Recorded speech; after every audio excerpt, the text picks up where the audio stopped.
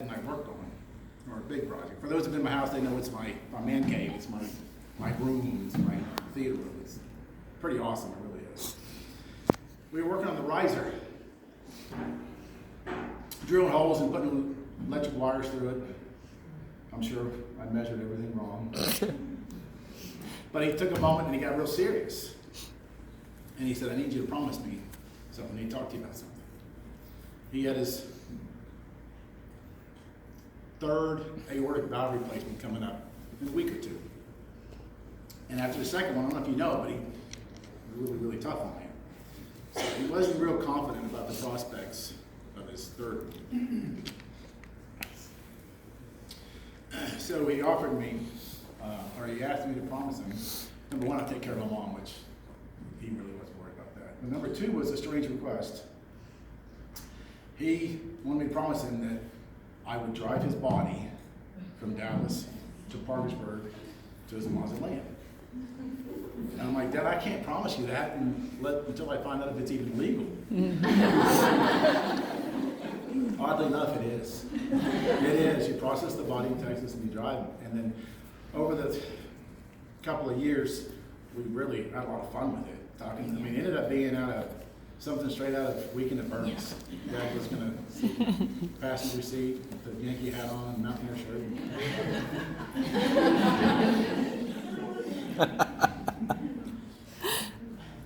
Thought we had a lot of time for that, but as it turned out, I didn't get to take that ride with Dad because he was up in Cuyahoga Falls with my mom and two of his favorite people. I don't know where they're at, Bob and Charlene. On the couch. Right here. Two of his favorite people in the whole world.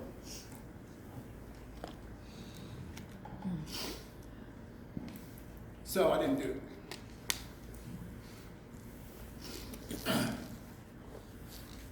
But as I said earlier, my brothers and sisters and I, we got together and we got this together.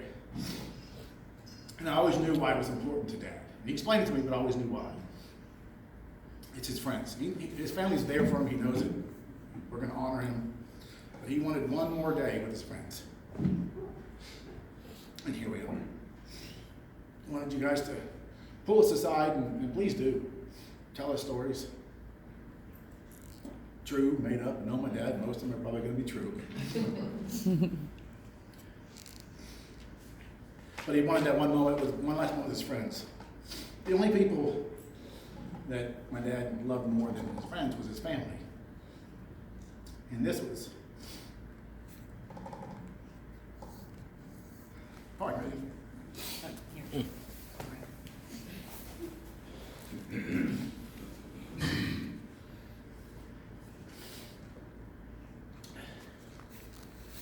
I thought it'd be better than this. I really did. I really thought it'd be better than this. But this was evidence because it ended up being his last 5 years of his life, but he spent it away from his friends. And he chose who was important to him. My mom. And make no mistake, it hurt my dad.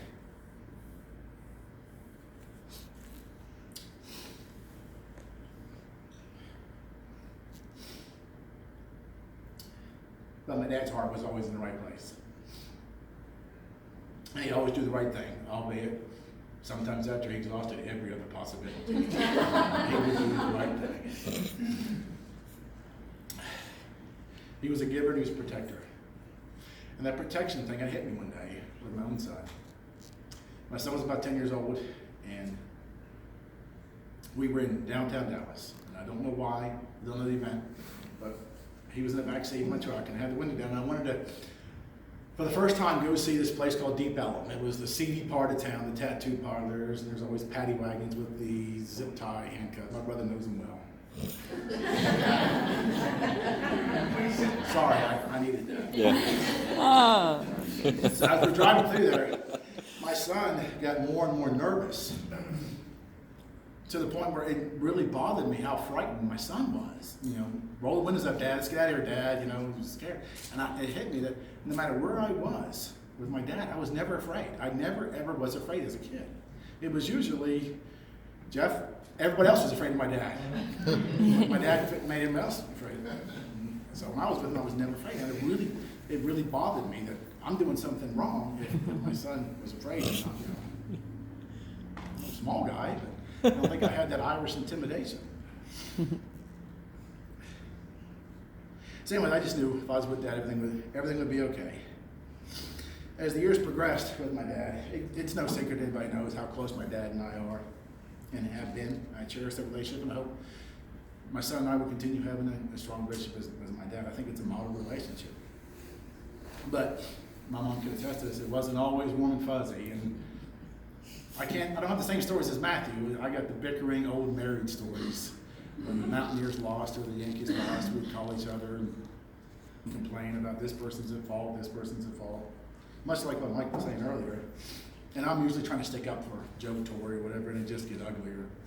But then every call would always be love, that we'd bicker.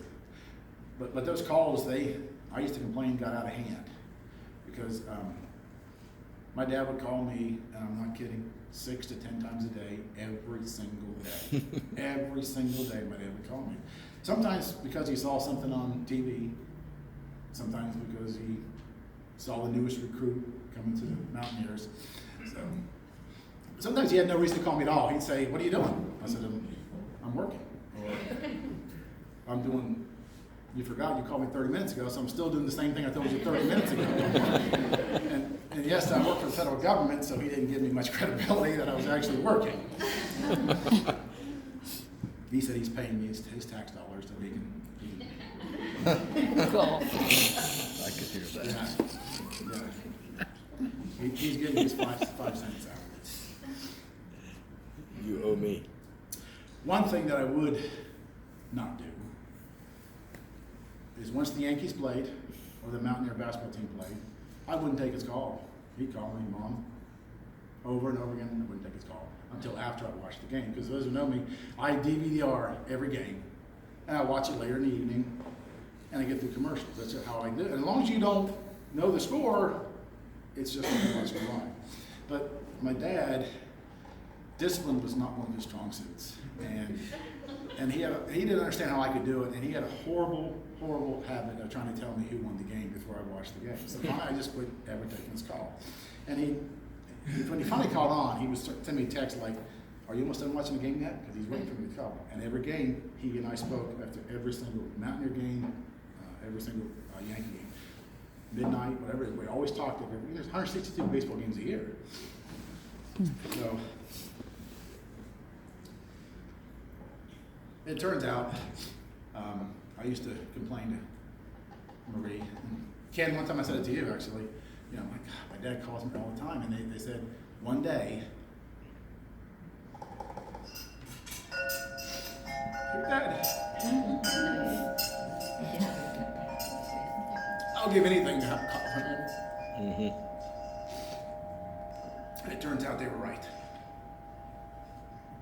But the last time I saw my dad, I'm very appreciative of.